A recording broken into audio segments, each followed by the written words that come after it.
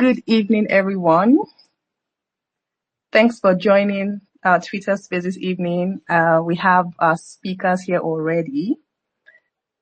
Welcome to the Twitter space hosted by Dear Nigeria. And our topic for this evening is Power to the People, how Dear Nigeria is simplifying energy in a complicated market. So as we know, earlier this morning, the head of Dangote Group, Alhaji Aliko Dangote, promised to reduce the cost of cooking gas in Nigeria. He said his refinery now produces about 22,000 tons of liquefied petroleum gas every day, and also is ready to supply more to the Nigerian markets. Also, he warned that if gas distributors don't allow the price to drop, he will start selling directly to consumers. So in all of this, this is where Dear Nigeria comes in. So Dear Nigeria, an energy company, is already working to make cooking gas more accessible through a different method. So it offers doorstep delivery of LPGs, that's the liquefied petroleum gas, diesel, solar power, and also making it easier and faster for people to get energy at their homes or businesses. So to know more about Dear Nigeria, we have the CEO on board, Mr. Abdul Majid. Hi, Mr. Abdul Majid. Please, can you do a short intro of yourself? Thank you. Hello, everyone. Hi, Name. Thank you for hosting this Twitter space. It's my first time on a Twitter space. I feel cool. My name is Abdul Majid Oyeyemi Amusa. I grew up in a family that we managed some filling stations, you know. So let's say since I was a kid, I've always found myself, you know, in and within the conversations around when are we going to load the product? When will the product get to the station? How much are we selling? I hope they are paying. Let's go to the bank. You know, just providing access to petrol, diesel, and kerosene, you know, from back in the day, as the case may be. You know, so that's how it all started for me. So when I went to university, I studied mechanical engineering, and coming back after studying mechanical engineering, it was clear for me what I wanted to do. I wanted to come back home and create solutions that are required right now. And I looked at everything from where I was sitting. It was easy for me to pick oil and gas, but beyond oil and gas for me, it was about energy access. People need to turn on their lights right now. So I came back home and I literally started Gear Nigeria to literally start doing that. So we started delivering diesel to homes and offices. Um, you said I should introduce myself. You didn't say I should go into the details. So my name is Abdul Majid, but this is who I am. I wake up every day and I try to run this business and other great ideas to see that there is energy access, there's opportunity for people to have a job, a good job, and then the end consumers are better off for it while I make a bit of profit in the process. I'm an entrepreneur. I'm from Lagos State. I'm married with a kid, and I started this business in the last 12 years. And for me, it means the world that we're now prepared to come out and talk to everyone about it. So I look forward to talking more about myself. If you have any particular questions, it'll be interesting to answer. Thank you so much. Thank you very much, Mr. Majid. Mr. Ruben, can you please do a brief introduction about yourself? Thank you.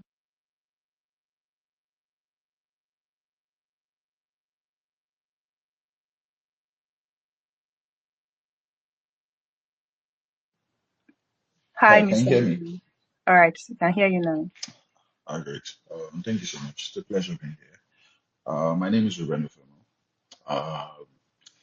Uh, Brief introduction, educational background. I got my first degree in medical biochemistry from the University of Benin.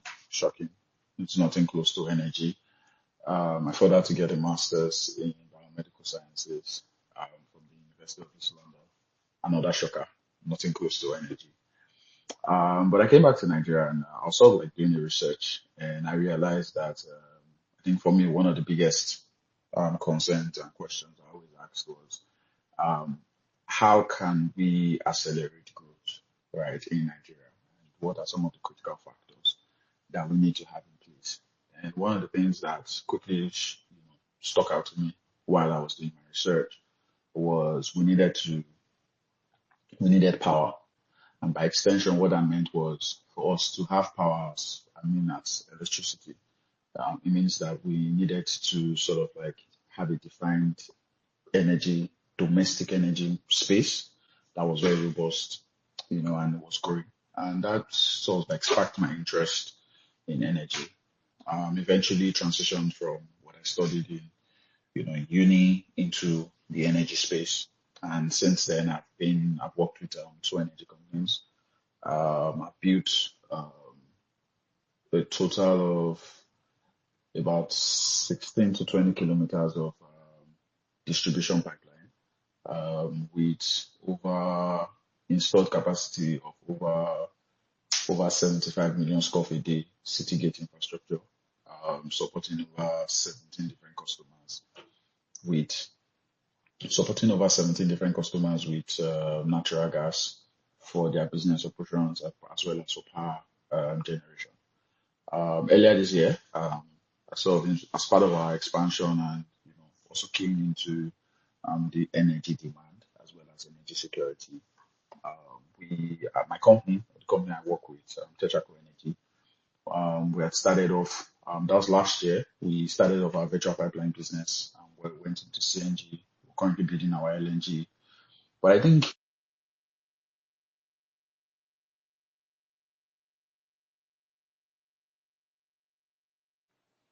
Hi, Mr. Ruben.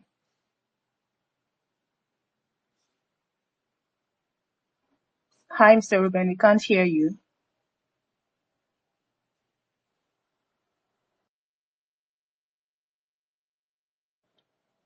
I'm sure it's network. Hi, Mr. Ruben. yeah, can you hear me now? Okay, we can hear you.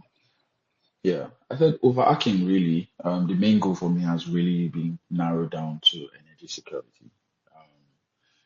Number one, how do we ensure that as a nation, first of all, we're able to leave this mindset of scarcity, which is very crazy considering our natural resources, first of all a mindset, but then an environment of abundance. That's number one. But then how does that trickle down into you know, the everyday man, right? And how does it support them? How does it help them? How does it help businesses? We keep hearing about this $1 trillion economy, but it is impossible to have a $1 trillion economy without a very vibrant and liquid energy market. And so, for almost a decade now, that's what I've been doing, working in the energy space, drafting transactions, working in the energy and power space, because I don't just do natural gas. I also work with power for power generation as well. So that's what my experience has been for almost a decade now.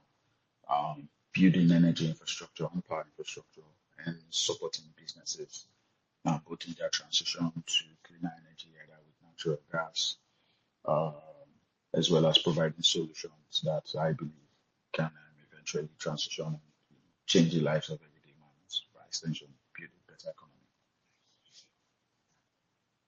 All right, thank you very much for that. Before we dive into the questions, Mr. Majid, could you please talk a bit about Dear Nigeria so that our audience here can have an idea on what Dear Nigeria does?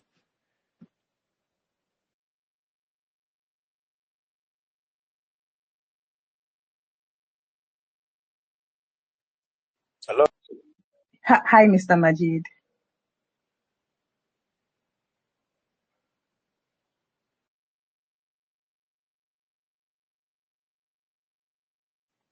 Mr. Majid, is it network issues? Yeah, can you hear me now? Okay, we can hear you now. Okay, awesome. So, sorry about earlier. So it was really nice to hear my brothers introduction just now, and I think it's a very interesting portfolio. And for me, I stopped at where I came back from uni and we started Dear Nigeria. So Dear Nigeria is set up as an energy solutions company that is basically trying to ensure that people have access to power and energy resources right now in a decentralized fashion, while the grid is catching up. So we started delivering diesel 50 liters and above to homes and offices as at 2014, and the idea was to start to learn how much diesel do people actually consume.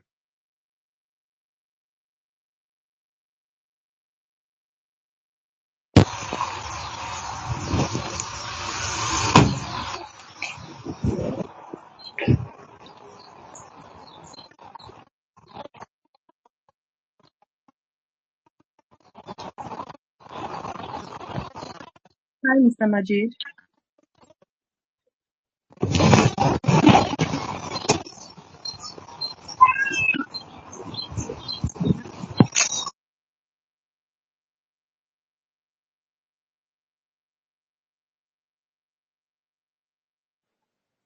Hello, Mr. Majid. We can't hear you.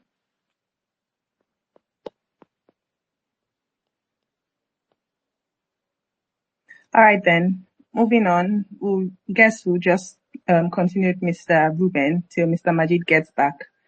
Mr. Ruben, your first question. What are the most pressing challenges currently facing Nigeria's downstream oil and gas sector, and how can they be addressed in the short to medium term? All right. Let's look at it. Nigeria's downstream oil and gas sector, and I always like to say the first challenge that we've had is we've had regulatory challenges, and regulatory challenges basically mean that if you are very familiar with our energy space and the way we've grown as a country, or by extension as our premier energy company in Nigeria, NNPC, how it has gone, we've come from a position where NNPC was the judge and jury, meaning that there were players in the energy space as well as at a point in time regulators, to a point now where they are now a limited liability company that has been set up as a for-profit organization. We now also have the PIA, right, which took a very long time to get, what's called signed and all that. And then currently, since the execution of the PIA, we've been in implementation phase. So what a lot of people have noticed is that almost on a monthly or on a quarterly basis and yearly basis, there are new frameworks, there are new regulatory frameworks and approvals that are always coming out, and they all reference the PIA. I think it was a week ago, the MD of Renaissance, that's the entity that took over SPDC, was saying that the PIA is outdated, that the PIA should have been signed in 2014, because the energy market right now and the outlook of the energy market, the PIA isn't reflective of that. But then that's part of the reason why, when you look at a lot of what the current government has been trying to do, is by passing a lot of gazettes to sort of like solve or fix little issues that have been there. So I'll say one of the most pressing challenges, regulatory challenge. There's still a lot of clarity that needs to come into the space. We saw Dangote go into a back and forth with the MD of NMDPRA, right, over when his refinery was about to kick off, over a lot of should I say regulatory activities, both the actions of the regulator as well as the player in the space. There's also NUPRC there as well. And NUPRC has sort of like been like a watchdog in that sense. The second challenge really is liquidity. And the reason why I put regulatory over liquidity is because the body language of the government and the regulator is going to determine if investors are going to spend or invest in a particular market.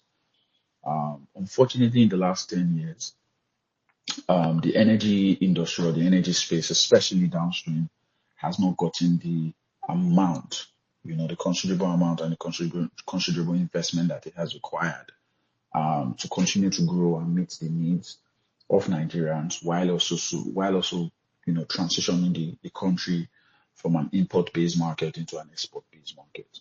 And so what you find a lot of times is that in the downstream space, Nigeria as an energy market is playing catch up. I'll give an example with where I currently operate, which is natural gas distribution. So for the longest, and even till now, natural gas as a commodity in Nigeria, it runs a hybrid pricing system, meaning there's a regulated price and there's a free market price, right? And the regulated price is set by the NMDPRA on a lot of the operators, and we have some specific pricing that have been set for specific industries. So you have the gas to power price, you have the gas to commercial price, and then you have the gas to gas-based industry price, which are set based on DSO obligations from producers and all that. Now, anything outside that is not a willing buyer, willing seller arrangement that you can discuss. What you then find when you run a system like this is because a certain volume is capped and has to go into the DSO volumes, it means as an operator or as a producer or an owner of an asset, you have to write that into your commercials.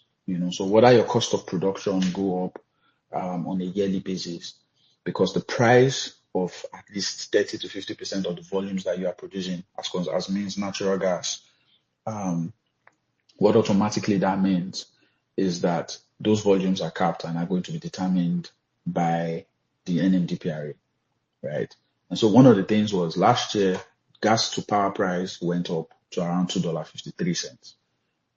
But this year, it has come down now to around $2.13, right? And it's basically the NMDPRA. Now look at that stark change in 1 year. How does that, confer confidence to your investors to invest first of all, invest in new fields, gas processing and, equipment, as well as distribution pipelines? So first of all, that's something that needs to be addressed, and that's why I said regulatory, because then that's what gives confidence to investors to then bring money into the space and also invest in the space. I think the second thing I also say is, which is sort of happening it's fantastic, it's happening with petroleum products, with the deregulation of petroleum products. The government has, removed subsidy from diesel, from kerosene, and then now from, from PMS.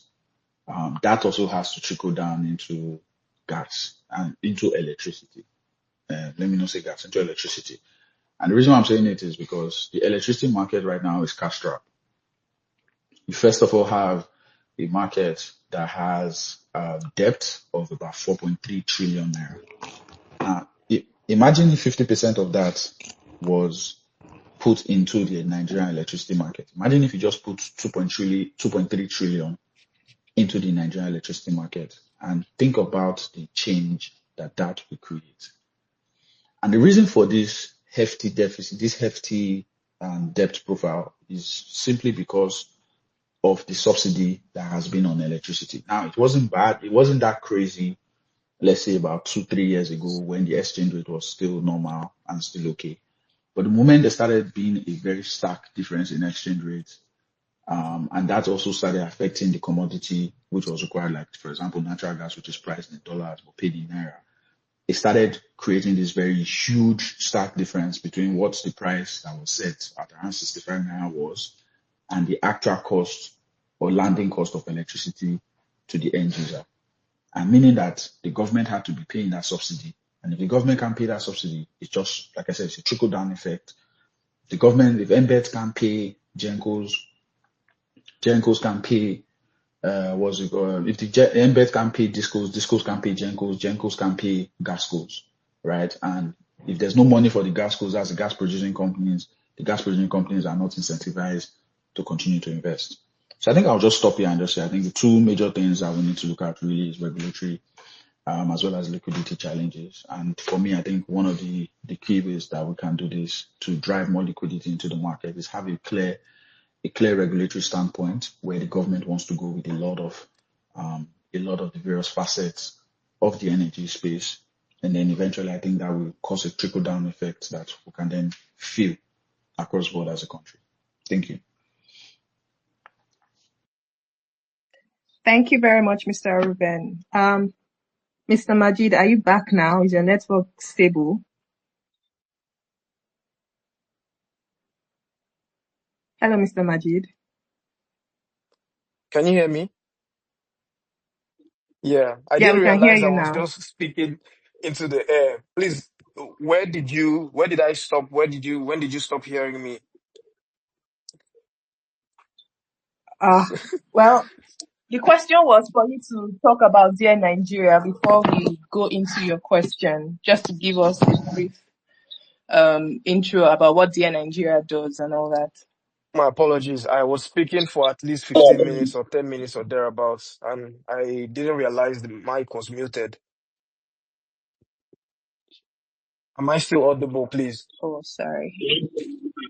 Yes, you are. So you Yes. can just So, continue. like Or I said, Dear Nigeria started in 2014 as a diesel delivery company, pretty much.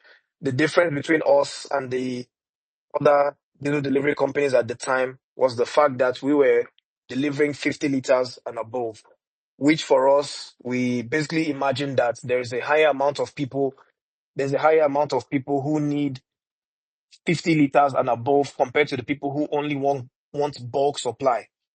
We did a bit of a of a collation of data, and we realized that actually there's more people who send out their drivers to go and buy smaller quantities of diesel as at then in Lagos, for example, than people who needed bulk supply to their homes. So we wanted to position, within that. And after some time, there was a scarcity of PMS, and we also closed the gap for our customers by ensuring delivery of PMS to their offices and their homes as well. So this kind of, you know, increased our audience a little bit. People kind of were interested in what we were doing, and we immediately evolved into a website, and then we were able to get orders through phone calls, and stuff like that. For us, what we wanted to do differently was to take out the burden of companies trying to figure out when their diesel has finished, where are they going to order from, who should they order from, what's the price. We wanted to ensure that if you're a customer, we know when your diesel will finish and we'll deliver it to you without you having to call us. We wanted to provide like a predictive delivery model where customers can feel comfortable, and just focus on what they do, and be productive and have a good life. So that was how it started for us. And soon after, I I went in for a master's degree where I studied engineering business management, and I had this very interesting course about sustainability and the environment. And for me, that drove the whole idea home about what is possible, in Nigeria. There is such a huge demand for energy. There's such a huge gap in meeting that demand, and there is something that we can do about it. At the time, for example, solar panels, solar systems were costing you an arm and a leg, literally, because you would require close to 12 years to pay back, a solar panel because we had the subsidies in play and all of that. So when I came back from my master's, I came back with some partnerships for solar installations, and I started to build the solar arm of the business. And then we set up some gas plants for LPG in Lagos. So we had two gas plants, selling LPG at the spot and also providing home delivery for LPG as well. So we were approaching it, in a cluster approach where we wanted to address estates, and tell them, look, we can supply cooking gas to everyone in this estate, so that you guys can just focus on having a good life instead of, having to carry your cylinder when it's empty, put it in the boot and stuff like that. Allow us to manage your access to cooking gas as an estate. And we would ensure that, you don't have a downtime, and that was how we started. And we started to again apply the same predictive model where you basically just leave your empty cylinder, within your compound. We have permission from the facility management to go around, a few days in a week and then pick them up and ensure that you have a full cylinder before you get back home, and you're emailed your invoice, and it's also sent to you, via text message and stuff like that. And then you make a payment. So we were just trying to ease access to energy and provide uninterrupted access to power, and then we in 2018, we developed a platform, the Day on Demand platform, where we imagined that we wanted to accelerate the energy transition by bringing efficiency into how people choose, use, and buy energy. We wanted people to be aware of the options that were available for them to meet their energy demand and their power requirements, without leaving their doorstep, and we were going to provide those services. And in the process, make them energy managers through the use of the app, because the app allows you to manage your energy behavior in one place. And eventually we can transition people. Now they are aware of their consumption patterns, their costs, and the options that are available for them to transition. So this is what it was for us. And now we have that platform working for some time now. And now we're on the App Store, and we're accessible via WhatsApp, via phone calls, via text messages, via email, via the website, and via the app as well. So at the moment, that is what the platform does. And in the last couple of months, we've been having discussions with a mobility company to basically start up a battery swap business within the petrol stations, as we're retrofitting the petrol stations that we run into self-service petrol stations. It's a way to bring costs down and kind of respond to the movements in the energy sector at the moment. There's a lot of movements, with investments, with private sector, like the Dangote, for example, and all of that. So we are there to ensure that consumers have access to power all the time. We would make sure we are positioned in the market in a way that allows us to transfer the best prices to them almost instantly, so that they continue to, have a good life, and we can ensure access to energy and uninterrupted access to power, as well. You should all try out the app and give your feedback. I think that's Dear Nigeria in a nutshell. We have, I think, 22 staff at the moment, and it's growing every day.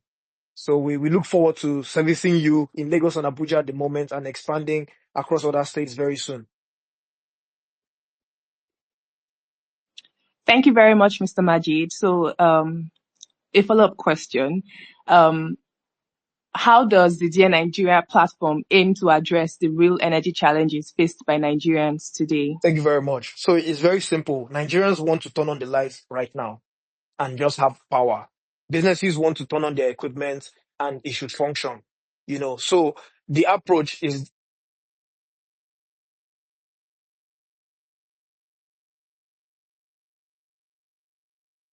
the Port Harcourt refinery. I was the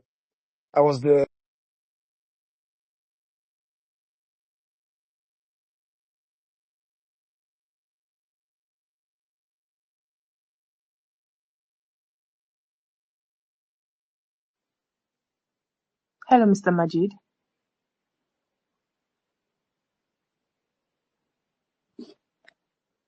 Oh, well. Hi, Mr. Majid. We can't hear you clearly. Oh my God.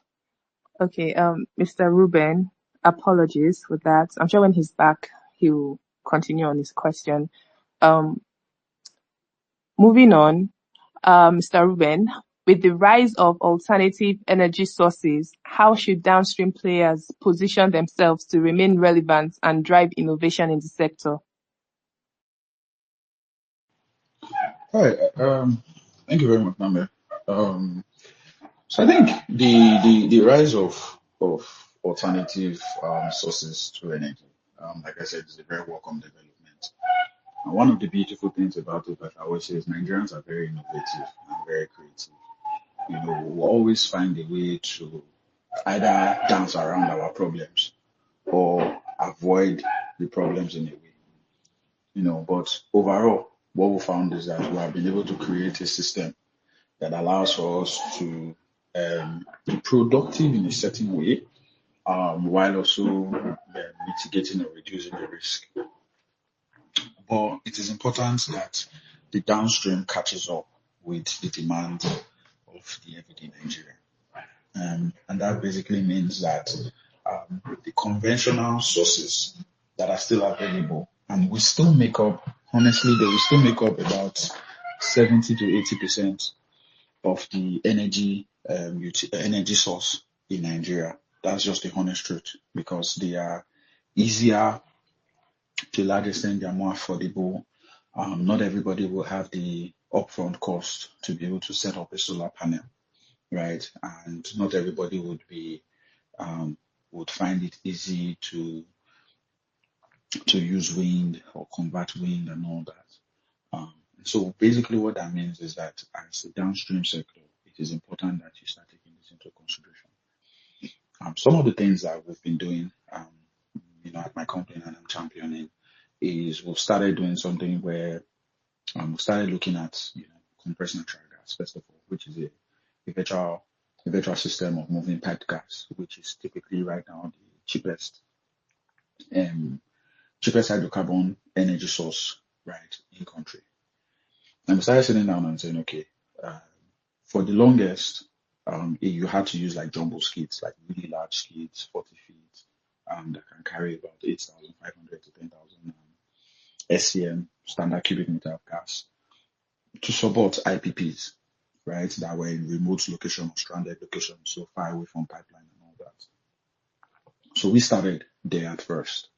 But then we started realizing that we had aggregated demand. So we had people who didn't have up to 1 megawatt installed capacity, but they had about 250 kVA generators. They had 150 here, you have 100 here, you have 200 here. And their total gas demand, for a day might not be up to 7,000, 8,000 SCM. But if you're able to find a way to then compress or reduce the size of those skids so that you can fit it into like a standard generator space, right? And then have a refueling mechanism that's very similar to how households or estates are refueling their diesel. And that's something that could work. And so we started that project. We currently are in our test phase. What we currently do is we deliver what we call miniature cascades, which are basically like storage systems. They can accommodate about between 1,500 to 3,000 SCM of gas a day.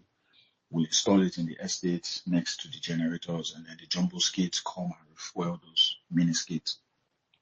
It's a bit more expensive than the conventional CNG, but then it's still at the end of the day, by the time you're generating electricity with CNG, even at roughly price of close to $15 per thousand score, you are still getting value for money because it's still way cheaper than if you were using diesel. So basically, what that will come down to, if you're generating with diesel, you're looking at maybe 380 naira per kilowatt hour. And with that of CNG, you're looking at around 270 to 90 per kilowatt hour. So there's still considerable savings that a lot of that we're allowing and helping businesses enjoy. That's one. Secondly is also we have to go into a decentralized grid system and grid management. And so basically looking at a lot of people who have spare capacity in a lot of these stranded IPPs and saying, okay, how can we have a decentralized grid system for us to be able to work with a lot of the states that are setting up their electricity generation. There are various committees and framework, because now the state basically now controls the electricity market and saying, okay, look, let's say you have for example, like in Oyo State that has the Ibadan Hybrid Power Limited IPP, right, that can generate up to 10 megawatts, right? But it's currently installed in the state secretariat and they are currently taking, let's say, 1.2, 1.3 megawatt a day. I was saying, look, we have off-takers that are within the vicinity of the secretariat. They need power. This facility is here. Can we off-take the additional, let's say, 1 to 1.5 megawatts, right, capacity and service these off-takers, right? We would run the line, we'll set up the line, set up the distribution infrastructure and all that to help the people within these axes. So what that does is it allows the IPPs to maximize their assets, generate more revenue, but then at the same time as well, you're also meeting the needs of businesses that are around that location as well. So one is having a bit, like I said, coming up with innovative ideas to meet the energy demands of the market. Right now, there's a tremendous growth in the auto CNG space and mobility CNG space. And I'm proud to say that Tetraco is the second largest downstream distributor of auto CNG in Nigeria. We have 3 auto CNG facilities currently, and we're expanding. All of them are serviced from our current, CNG facility in Ogun State. But what we've seen is when we went into the market, there was a bit of skepticism. But we said, look, let's just go in and see what it's like. So we went into the space, and in the last 6 months, we went from number 5 in Nigeria to number 2. But what we've been able to also do is we've been able to show value in that space. People who were buying or running their vehicles on PMS and diesel, especially commercial drivers, when they switched or they got into auto CNG, they realized that they were saving, some of them, they were saving as high as up to 60% of their fueling cost, right? And that is something, like I said, like I was saying, but we still need to do a lot more. I think we still need about 100,000 refueling facilities around the whole of Nigeria. And currently, I think what we have is just under 4,000. So we have a long way to go. And basically, if we even have 100,000, that would only accommodate about, I think, about 15% of our daily fueling demand as a nation. So we have a long way to go. But it's important that the downstream sector starts taking into consideration a lot of these things. Looking at how people consume energy, what they use it for, and finding a way to meet them at the point of their needs. And so whether it's, like I said, decentralized grid system, whether it's in smaller, or bringing down the large CNG facility and then cascading it into smaller structures that can still meet their demand, or even if it's something like what the speaker was speaking about earlier, predictive analysis, right? Sitting down with your customers, looking at their patterns, looking at their utilization, and then trying to integrate it. I still think we have a lot to do as it concerns that part, especially with data, but most importantly with technology in our distribution systems. I still think we have a long way to go as it concerns that. But then I can also say our energy market, right? Not our, because I like to say there's difference between market and there's difference between just the Nigeria energy market did not really get defined until the last 20-25 years. And so for me, I like to also be very honest and say, I'm very sure a lot of people on this call are older than the Nigerian energy market. And yes, we were buying diesel in 1978, 1960, but as a market, meaning buyer and seller receiving fair value for the exchange of product and services, the market really didn't start evolving till the last 20-25 years. So it's important for us to take note of that and realize that, look, we still have a long way to go, but we're gradually getting there. But then it's also beautiful, the fact that Nigerians are very creative. They're very creative, they're very innovative. They will find a way to solve their problems for themselves and then eventually scale it. But yes, I think these are some of the things that downstream players can do to make sure that they're still relevant while also taking into consideration the market and how it's evolving. Thank you very much. Thank you very much, Mr. Ruben. Mr. Majid, is your network good? Are you back?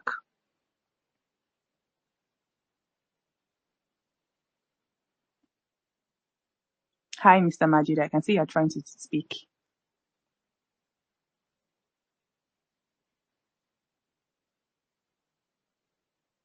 I guess his network is not bad. Is not good. Mr. Ruben, your question. With the little you've heard about Dear Nigeria, in what ways can integrated energy service platform like Dear Nigeria help bridge the accessibility and affordability gaps in meeting Nigerians' energy needs? Okay, I always like to say, if you play downstream, then you understand the market, right? If you play downstream, you understand the market and you understand the pulse and the heart of it. I think what Dear Nigeria is doing and trying to do is make sure that they have a hand on the pulse of the downstream and everyday energy user in how they interact with energy, use energy, and get their energy, high value sources. So I think that's very important.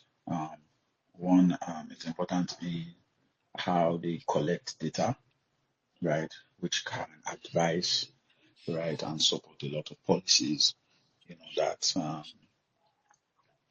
drive that a lot of government can then be making within the energy space. That's number one. But number two is also with the information they have, it also drives innovation. So Dare Nigeria can help come up with innovative solutions that can support businesses, companies, personnel in their day-to-day use of energy, how they use it, and how they interact with it. So I think pretty much just being in that downstream space sort of creates that um, overview, right, of where they can play and how they can be very pivotal in Nigeria's energy market evolution. Great. All right. Thank you very Hello, much. Mr. can you hear me Majid, now? are you stable? Okay, we can hear you now. I have to sincerely apologize. I really don't know what's going on, and it's my first time on the Twitter space, so and so on.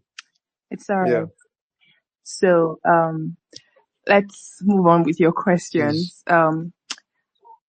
How does Dear Nigeria ensure quality, reliability, and transparency across its offerings, whether diesel, gas, solar, or prepaid tokens? Awesome. So on our portal, the way we've designed the service offerings is in a way that we have a standard margin for ourselves. So what we're doing on the back end is to ensure that we are able to position in the markets in a way that we transfer the best prices on the best. For example, diesel. We use a hydrometer to test the quality of the diesel, and we don't just stop there. Our subsidiary FHIL actually has a conditioner that treats diesel and petrol. So what we actually offer customers is we can give them good diesel, the best diesel that you can get in the market, and we can give you treated diesel with a bit of a premium. And that treated diesel gives you access to up to 10 to 15% savings on your diesel consumption, more than 30% carbon emission savings, and stuff like that. So just like, Ruben has said, we're at the downstream holding the hands of the end consumers through this energy transition by giving them access to these products with the best price, with an outstanding customer service, and then we're collecting the data to continue to get better at that. So that is how we try to ensure that we transfer the best price and we're as efficient as possible. And the future of our platform, not even that far of a future, as early as around 18 months from now, we should start onboarding other energy providers in other states so that we can become a platform that you can access, your energy needs no matter where you are. So we will have a standard to onboard them and be able to service, people wherever they are. Just like I said earlier, like an e-commerce platform for energy and power access. So that's what we're trying to do at Dear Nigeria to ensure that the customers get the better end of the instability or the instability that we're currently experiencing within the energy space and the power sector as a whole. All right. Thank you very much. Your next question. In a competitive energy market, what sets Dear Nigeria apart in terms of customer experience, technology integration, and service delivery? Awesome. So for us, we had looked at this market from 2014, where privatization was happening. We imagined that the way people are going to meet their energy needs will become one where they are managing a few systems to meet their energy needs. It's not one where you just wait until they take the lights and then you start figuring out how are you going to power your house, after that. So you have to have like a generator in place, somebody who turns it on and off, and somebody who goes to buy fuel when the fuel goes down, or who is checking the petrol, and then someone who ensures that, so it has to become, and then someone who checks that there is light, and then you have to come up with your electricity unit, so this is what we imagine that the sector will become. And we're betting on the fact that they will take out the petrol subsidy as well. And then we'll have a more liberal market that will drive people further in this direction of energy transition. So the way we want to stand out is by being thought leaders and being passionate about delivering the customer service that ensures a win-win situation for both our users and we as a company as well, and other platform participants. We imagine ourselves as complementors, within the sector rather than competitors, because we want to be the place where you get access to energy. We want to be the last mile for energy access, for people. It's not about, we don't have to be the ones who have gone to import the petrol. We just want to ensure that when the consumer needs that petrol or that diesel or that solar system or that maintenance call or the access to the energy store, we are right there, very close to them, giving it to them how they want it and letting them know what the options are and what else they can do, within the ecosystem. That's awesome. Yeah. Thank you very much. Something else that's interesting on our platform that keeps users very engaged is the fact that we're feeder pillar regions in Lagos and Abuja. We have the Abuja locations, some Abuja locations live. The idea is that we want to be able to give you information about power availability in real time, citywide. So we want to be able to cover at least 5 cities, within a few months. And we've piloted, Abuja, and it has worked out for a while now. So the idea is to scale that, and on our platform, without even ordering anything, you can just use that platform to always know, is there light or there is no light at home? So you can now decide, do I want to top up my electricity units? Do I want to buy diesel? Do I want to, access the energy store to buy something else? And stuff like that. So it's about creating things that would make the end consumer filled with enough information to make an informed decision about his energy access and power usage, pretty much. All right. Thank you very much, sir. Your next question. What partnerships or innovations is Dear Nigeria currently exploring to expand access to cleaner and more affordable energy options for underserved communities? Awesome. So first of all, the petrol stations where we have our gas plants in Lagos. It's so we've basically done an M&A with the petrol station and their management. The idea is we want to evolve those petrol stations into what we imagine the future of petrol stations to be like. We're retrofitting them to become self-service petrol stations. We want to reduce the overheads of having too many staff, present at the petrol station. After all, what are they really doing? So we want to, and then so that's Yemsonat Petroleum, for example. That's the petrol station. We're evolving what petrol stations, look like to what we imagine them, a few years from now, when there is more stable access to power. Then we are building a mobility arm where it's kind of due to the fact that we want to provide battery swap, right? By charging them with solar and then having batteries for EVs to swap. We're in conversations with an EV assembly company to actually start assembly of electric vehicles that are dedicated to last mile deliveries, that are dedicated to ride hailing services, that are dedicated to cold room home deliveries, pizza deliveries, goods delivery, whatever it is. But it has to be a business, and it's about providing them with an EV that they can use to do their business more productively. For example, used to do home delivery of cooking gas using those small buses, the Korope buses, but I retrofit them. I take out the chairs at the back and we mount cylinders in them and, put the scale somewhere, put the fire extinguisher somewhere, make it look neat, but beyond that, what if we can assemble vehicles that can do gas delivery, from scratch, the vehicles designed for home delivery of cooking gas from scratch. Cooking gas home delivery is extremely important. The demand is extremely high. And the future of cooking gas access is not this roadside heaps of cylinders and someone calling them and they're coming to, put anything in your cylinders and they're not really caring, how is the health of your oven, and stuff like that, or your gas cooker. So this is how we're approaching, that aspect of things. We want to provide EVs for last mile delivery because we as a company, we need specialized vehicles for our delivery services. But we know that we're not the only ones in that market who is seeking, dedicated vehicles for business, for delivery services. So we have a partnership with Helix to develop that, and it's moving much faster than we are imagined.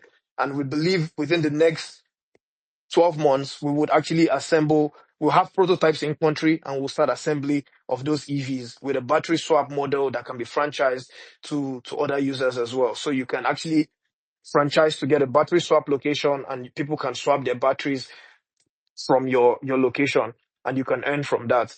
So that is the second partnership. We also have our tech partnership, for example, is with a company called Hackman. They ensure that we are in the forefront of our tech, and there is no downtime, for us in the tech. So they have a 24-hour support that ensures that. So we have this kind of approach is an ecosystem approach that we're using to grow, because we want to position in the energy, that last mile downstream energy provision, ecosystem as enablers for the end consumers and for service providers, to have better access to end consumers and so on. So I think those are some of the partnerships that we have in place, and every day we're speaking to financiers to kind of scale what we're already doing, and that would lead to other partnerships as well in the nearest future. Thank you very much, Mr. Majid. Your last question and final question. Looking ahead, what is Dear Nigeria's long-term vision for driving energy sustainability and inclusion across Nigeria? Awesome. So like I said now, it's three core activities that we're doing at Dear Nigeria. One is the Dear On Demand platform that is looking to make every single user an energy manager, because we believe the energy transition is only possible with energy managers. So if you at least know how much you're consuming on power, what your options are, how to use it, and what you're doing when you change, using more energy smart, making more energy smart choices, and all of that, that has a huge impact on the society at large. And then we have the self-service petrol stations that ensures that, people can have a higher trust system with where they get their energy access from, because it's simple. Technology can do a lot, for us, and we need to reduce the overheads, because what's happening is that the margins are reducing for retail outlets in the downstream sector for the petroleum downstream sector. The margins are becoming tighter and tighter. So for every time you can save, you're basically keeping more for yourself as a company. So that is kind of what's making us change that direction. And we believe that if there is more petrol stations that are providing self-service, it would improve access. It would be much easier. People would trust the system a bit more, and all of that. And finally is the e-mobility um, arm that we're building out. We believe that businesses can do better. If you don't have to, for example, convert a Sienna to become your bakery delivery van, or your Sienna becoming your diesel delivery van, and so many other things that we see. So we want to make, vehicles that are dedicated, to these last mile deliveries, and we want to assemble them locally. And it's very possible, and the plans are looking very, very, very interesting. And we believe that subscription model is going to take the issue of, car maintenance, car breaking down, and then the cost of fueling, and all of that. We believe that e-mobility for last mile delivery is going to have a huge impact, and we're looking forward to rolling out our pre-order link so that people can start pre-ordering, and we can start, making deliveries to them with a battery swap model that I said, that has a franchise, designed within it, that many people can subscribe to have a franchise, and they can become a battery swap station, within their locality, and so on. So this is how we imagine Dear evolving. It will evolve into a platform for energy access. And like I said, just how Uber doesn't own all the cars on the Uber platform, but it can ensure that you have a ride wherever you are. That's what we want to do with the Dear On Demand platform. We want to ensure that if you have the Dear On Demand app, you can access energy resources and uninterrupted power wherever you are by onboarding other service providers in other locations with a clear, KYC and procedures in place. This is the future for us, and we want to touch as many lives as possible because we measure our success in three ways. For us, one of it is the most important, obviously, which we all think about is profit. The other thing for us is that we're stewards in the environment because the green economy is inevitable, and we want to be in the forefront of that, of the action that takes us there. And finally is the people that work for us and the people that use our services. We want you to be better off because you're using Dear Nigeria pretty much. Fantastic. That's impressive. Thank you very much. Do we have any questions from our online audience?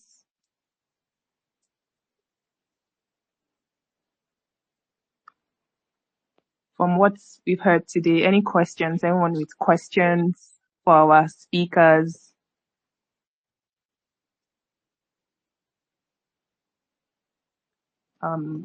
If no questions, then I believe we've come to the end.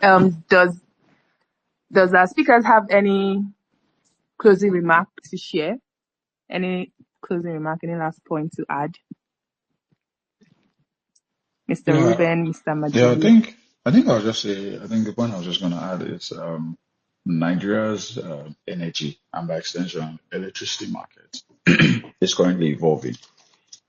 And so what that means is that there's a lot of opportunities for players across the various value chain, downstream, midstream, upstream. But then it's also very important that however you decide to play and however you decide to create value across the various part of the value chain, that you're taking into consideration the ever evolving landscape that we currently have in Nigeria. I think it's very important for us to point that out, and how various, entities that are coming up, like DARE and like what Tetraco is doing.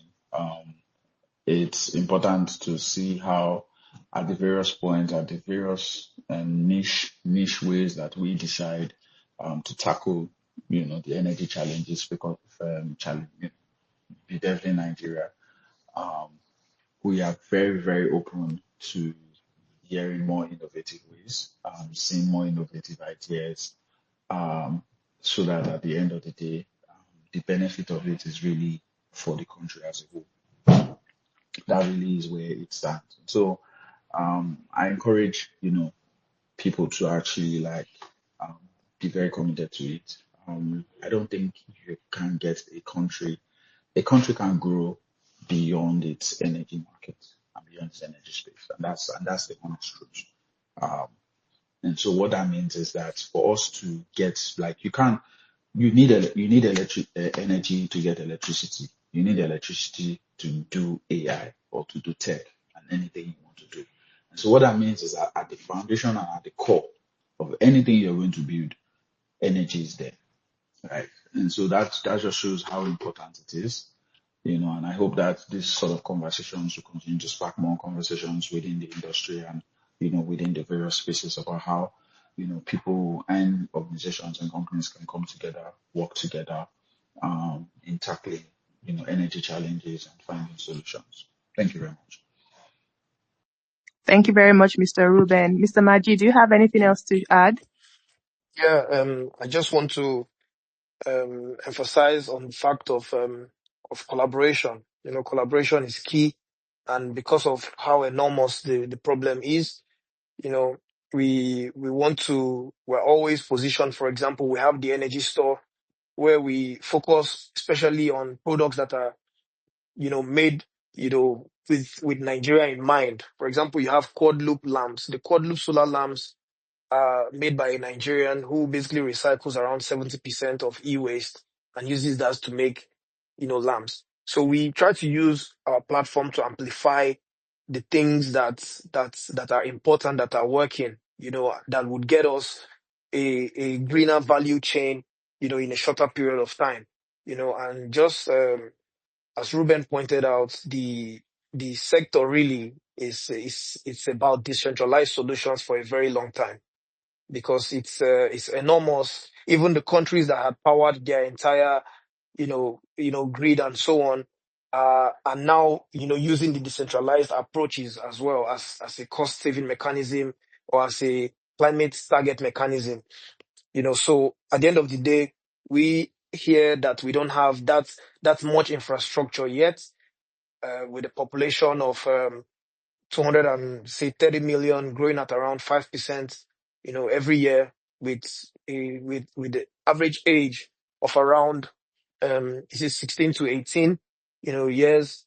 And as time goes on, because of the growth rates, we can imagine that age would probably be reducing. So the solutions that we're thinking of, really, it's not about us, right now. It's about when the people who are 18 are 25, when they're 22, when they need a home, when they all want to, start a career, when they want to start a path.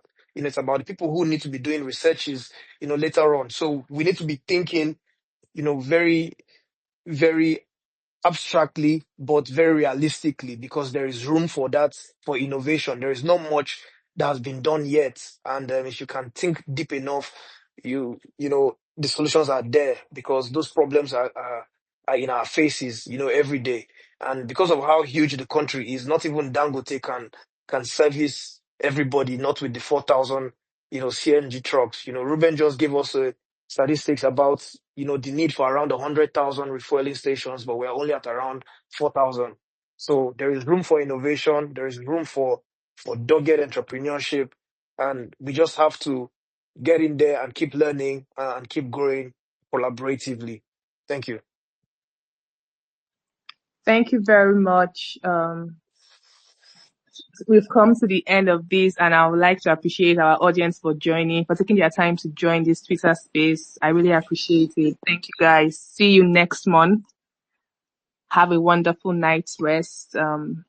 Wish you all the best. Good night. Thank you.